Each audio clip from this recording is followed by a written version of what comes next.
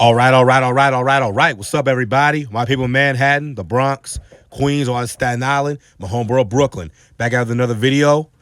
And as we all know, it's Halloween time, so there's a lot of scary movies on television, a lot of all-time great horror classics being aired on television.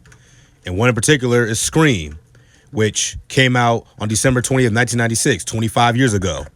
Now, I originally planned to do this video on December 20th to officially mark the 25th anniversary. But, it's Halloween time, December 20th, that's Christmas time. So it really wouldn't have made sense, in my mind. So I decided to do it now. Scream is definitely an all-time horror classic and is viewed as saving the horror genre, which, according to my father, of course, was around the time, and he's a big-time horror film fan. He says the horror genre was in serious decline and not taking it seriously. It was looked at as kind of a joke at a certain point. A lot of the horror films that were coming out weren't as good. And a lot of the sequels to popular horror franchises like Halloween, Nightmare on Elm Street, Friday the 13th, Texas Chainsaw Massacre, and Child's Play were kind of jokes, for lack of a better term. I mean, you had some good. You like Candyman, the original Candyman, which was released in '92. That's a very good horror film, but we all know what they did to Freddy Krueger. Just made him a complete jackass after a while. Complete Looney Tune. Friday the 13th sequels were, ugh. Some of the Halloween films. I enjoyed Halloween 4 and 5. Those were pretty good. But some of the other ones were kind of, and the Texas Chainsaw Massacre, and and then Child's Play 1 was great. Child's Play 2 was good. Then Child's Play 3 was like, they did the same thing to Chucky. They made him scary. Then they made him scary funny. Then they made him a joke. You know what I'm saying? And that may be unpopular opinion by some people. Look, you're welcome to respectfully disagree, but it is what it is. Scream is one of my all-time favorite films, man. This shit is just a classic. Ghostface, the Ghostface mask, the persona of Ghostface has become iconic in not only the horror community, but also in pop culture in general. The voice change, all this, it's just classic. But anyway, let's get into it.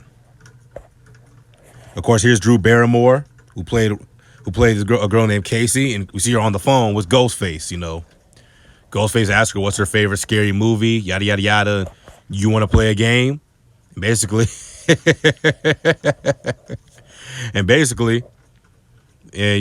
Ghostface asked her who was the killer in Friday the 13th, and she said, she answered incorrectly. She said Jason. And we all know the original killer for the Friday the 13th film was Jason's mother, Pam Voorhees. Jason didn't show up to the very end, and then he took the role as the main killer for the rest of the franchise. Here, Ghostface is tormenting her after getting the answer incorrect. Here's her Casey's boyfriend, who Ghostface killed. And then we get one of the most iconic films, or iconic images in horror film history. And the opening scene to this film is iconic in itself.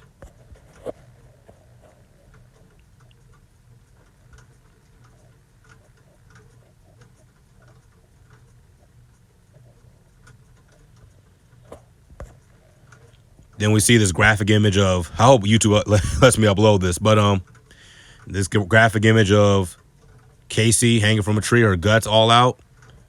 And then we switch to Sydney, who I don't. It's just me. When I saw this movie as a kid, I had a crush on Sydney.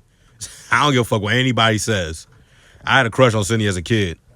She was one of my movie boos. But later on, we see Sydney here with her boyfriend, Billy. Then we see Stu with his girlfriend Tatum, Sydney's best friend, and then we see the movie buff Randy.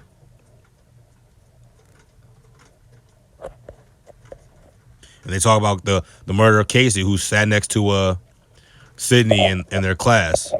Then later on, we see Sydney on the phone with Ghostface, and Ghostface asked her, "What's your favorite scary movie?"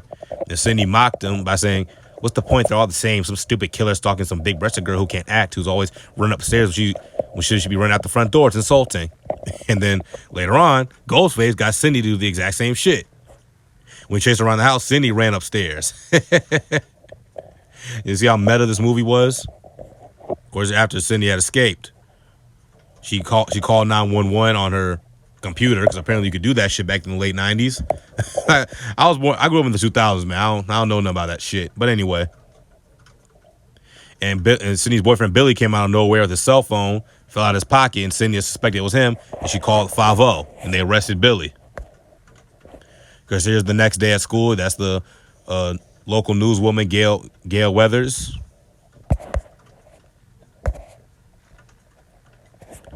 You know, here's another classic scene. After Sydney, let me pause right here. After Sydney had confronted Billy about, you know, their situation the previous night, you know, Billy's been trying to get into Sydney's drawers. He's been trying to sleep with Sydney. But, you know, Sydney doesn't want to because of her mother's passing. Her mother's passing and all types of wicked shit that was going on in her life at that time. Here's some snobby cheerleader, another mean girl, per se, talking about her. Here's another classic scene where Sydney was in the bathroom about to escape from Ghostface. Or somebody disguises Ghostface to prank Sydney.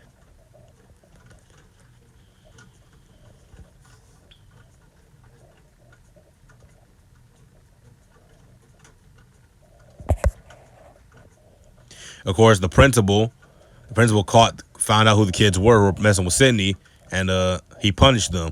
Later on, of course, this is the late great director Wes Craven, who of course directed this film and was written by Kevin Williamson. You know, and obviously a reference to Freddy Krueger, the sweater and the hat. And of course, the janitor's name was Fred. The principal, and then Ghostface. Then next we get Ghostface, who killed the principal. Later on, Sydney and her friends talk about planning a party for school after school. And here's Stu, Randy, and Billy in the video store getting movies for the party. Man, these two, man, Stu and Billy. You know, how long did it take y'all to figure out it was Stu and Billy had something to do with it? You know, how long? Let me know. Did y'all not find out until the big revelation? You know, most people who are on this video, y'all have seen this movie before, of course. No, I always had a suspicion. When I first saw this, I remember, like, Stu did it. I was thinking Stu did it. Or not Stu. Stu and Billy did it. Stu did it, and Billy helped him, or Billy did and Stu helped him. I never really suspected Randy. That's just me. Of course, here's the party, all of them chilling, hanging out. And Ghostface appears in the garage, confronting Tatum. And Tatum mocks him by saying, "No, Mr. Ghostface, please don't kill me. I want to be in the sequel." Ghostface cuts her arm with his knife to let her know this is the real deal. This ain't no bullshit. Which, of course, led to one of the more iconic images from this film. Tatum was trying to escape through the little doggy door. And she got stuck for some reason. Excuse me. For some odd reason, she got stuck. I don't know why. And Ghostface killed her with the garage. The garage door. Very classic kill, per se, if that makes sense. Here's Sydney and her boyfriend Billy in the bedroom, talking about their situation, and of course, Billy finally got in them drawers. Here's Randy chilling with everybody, they're watching Halloween, and Randy's explaining to everybody the rules of the horror genre. You know, never ever say "I'll be right back," because you won't be back. And if you're a virgin, you're gonna live. You know, shit like that. Here's another scene where we see Dewey, who's Tatum's older brother, who's a police officer, and Gail Weathers. You know, I don't know if y'all can see, but there are cars in the background. Cars in the background because they just got the call about the principal, what happened to the principal, and they went to go check it out on some weird shit, and they ended up running Gail and Dewey off the road, which led to them having a makeout session. Later on, we get Billy and Sydney. They're done having sex, and here's Billy's creepy ass. "What is it gonna take for me to prove to you I'm not a killer?" Then Ghostface comes out of nowhere and seemingly kills Stu. Which led to a chase scene between Ghostface and Sydney, which led to Sydney crawling out the window, Ghostface throwing her off the roof, and she landed on this boat and rolled around on the ground. You know, later on, you know, I'm cutting through some stuff. You know, like I said, you'll catch this film on TV sometime, or if not, you can go on some movie website to watch it. But this film definitely is a classic. But I'm just cutting through some of the parts. Here's Ghostface. He stabbed Dewey. the um the police officer in the back, and now he's ready to go chase after Sydney. Later on, Sydney gets back to the house on the porch with the gun. She's pointing the gun at Randy and Stu. You know, they're both saying, he did it. No, he did it. Sydney, give me the gun. He's crazy. You got to kill him. Yada, yada, yada. And Sydney just basically said, literally just said, fuck you both. Fuck you both. I can't trust neither one of y'all. As soon as she gets in the house, locks the door, Billy comes down. He grabs a gun from Sydney and lets Randy in, which, dun-a-dun, leads to the twist. We all go a little mad sometimes. And he shoots Randy, quoting Anthony Perkins from Psycho, and he shoots Randy. Then it's all revealed. Stu comes from the back with the voice changer. Surprise, Sydney. And it's revealed these two are the killers. And they say why. They explain to Sydney why. You know, if you've seen the movie, you know why. But, you know, Sydney's mother was apparently a whore who slept with Billy's father, and which led to Billy's parents getting separated, getting divorced. And so Billy killed her as a form of revenge, payback. And Stu tagged along because of peer pressure. And I'm not joking. He literally said that shit. Here they are, Billy and Sydney mentally torturing, or Billy and Stu, mentally torturing Sydney, messing around with her, and then they reveal their plan how to get away with it. They're going to frame her father, this gentleman right here. You see him, he's playing the voice changer and the cell phone, and Sydney in his coat pocket.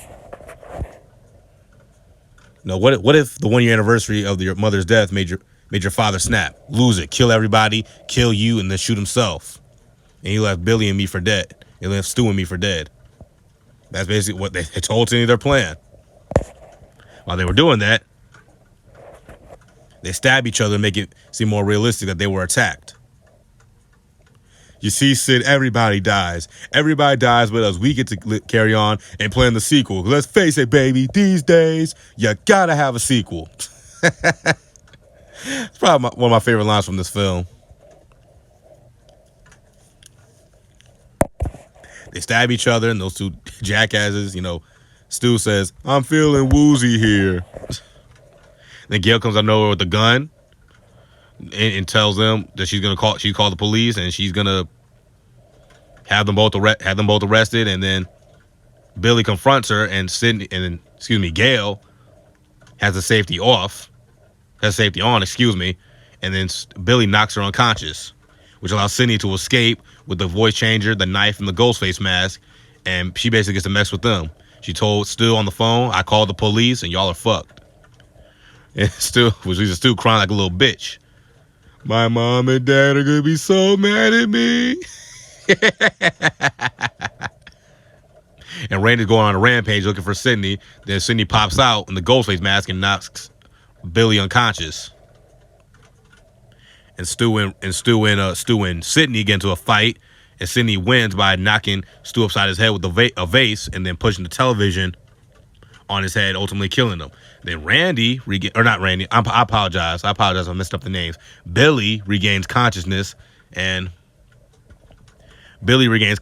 wrestles with Sydney, gets her on the ground, choking her out, ready to stab her, and then bam, Gail comes out of nowhere, safety off, shoots Billy.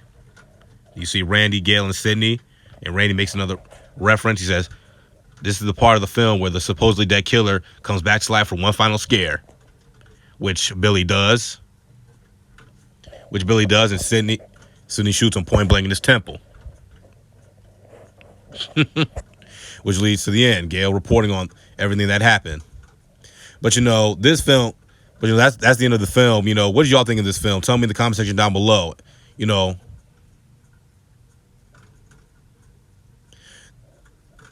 on a scale of 1 to 5, how many stars do you give it? I give it, on 1 to 5 stars, I give it, you know, probably a full 5. You know, that may seem controversial, but that's just my opinion. A full 5 stars. A full 5 stars, you know. And for me, and this may be controversial as well, this is a top 10 horror film of all time. This is in my top 10. It's in the lower half of my top 10, but, you know, that 6 through 10 range, but it's an all-time great to me. It helped repopularize the horror genre. You know, it set the tone for the genre for for the, upcoming years. It's an all-time classic to me. Of course, there are levels to this. We think about the greatest horror films ever. We talk about Psycho, Silence of the Lambs. Or not Silence of the Lambs, excuse me. I apologize. I meant to say The Exorcist, Black Christmas, Texas Chainsaw Massacre, Halloween. Of course, going way, way back, Frankenstein, The Invisible Man. You want to go way back. All time. And of course, how can I forget The Thing and The Shining, other all-time greats. If I miss one, tell me down below. But anyway, tell me, what do y'all think? You give it 5 stars? What you have in your top 10, top 15? Where? I'm going to see y'all.